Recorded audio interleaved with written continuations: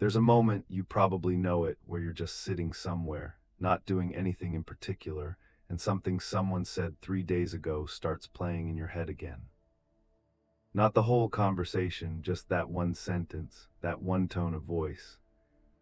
And before you even realize it, you've been sitting there for 20 minutes, replaying it, rewording it, imagining what you should have said, what they actually meant, what it all means about you.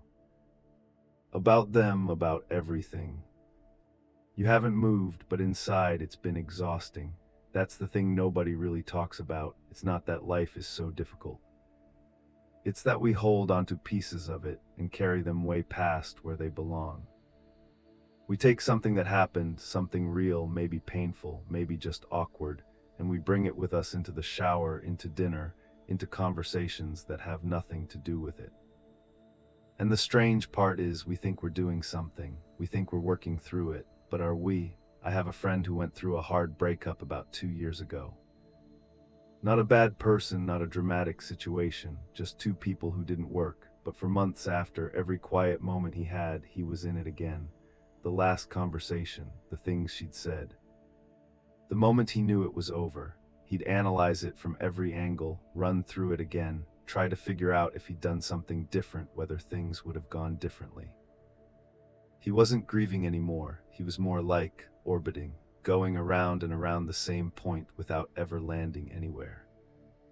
I remember asking him once pretty quietly what he was actually looking for in all that thinking. He paused. He didn't have an answer. That's what's worth looking at, I think. Not whether we should think about hard things, of course we should. That's how we learn. But what happens when thinking becomes just spinning? When there's no longer any real question we're trying to answer. When we're just holding on because letting go feels like losing something. Because here's what I've noticed in myself and in people I know. The mind can create the sensation of progress without any progress actually happening. You feel like you're processing something because you're thinking about it intensely, but intensity isn't the same as movement. You can press your hand against a wall very hard and feel a lot of physical sensation without going anywhere at all.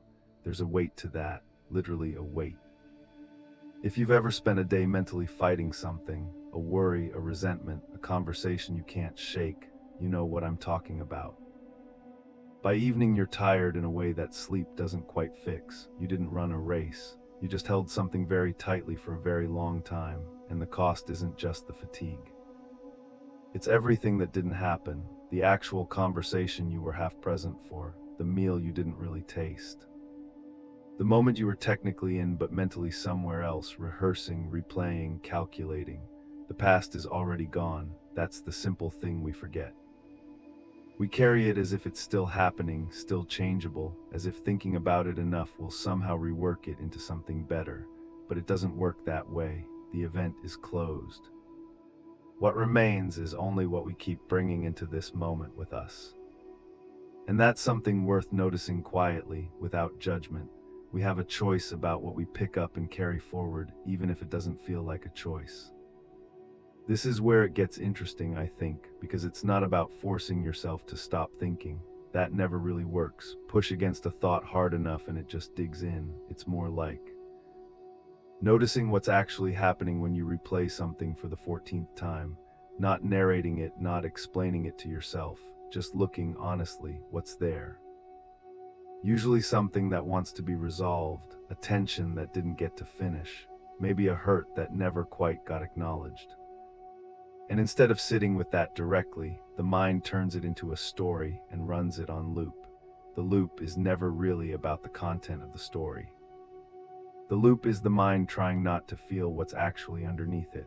When you see that, really see it, not just understand it as a concept, something shifts. The story loses a little of its pull. Not because you forced it to, but because you stopped feeding it your attention the way you were before. In the scene, only the scene. In the herd, only the herd, not a problem to solve. Not a wound to reopen, just what's actually here. The thought comes, you see it, you don't have to grab it. That's not suppression, that's not denial. It's more like what happens when you stop stirring water. You didn't force it to be clear, you just stopped disturbing it. Most of us never really try this. We assume the thinking is necessary, that if we stop, something important will be lost. But what I've found, and what I think you might find if you sat with it, is that the things worth keeping don't need to be held so tightly. Understanding stays. What you actually learn stays. What you genuinely feel stays. What loosens is the loop. And when the loop loosens even a little, there's something else there, something quiet. The actual present moment, with all its ordinary and real and movable quality, it was always here. It was just harder to notice.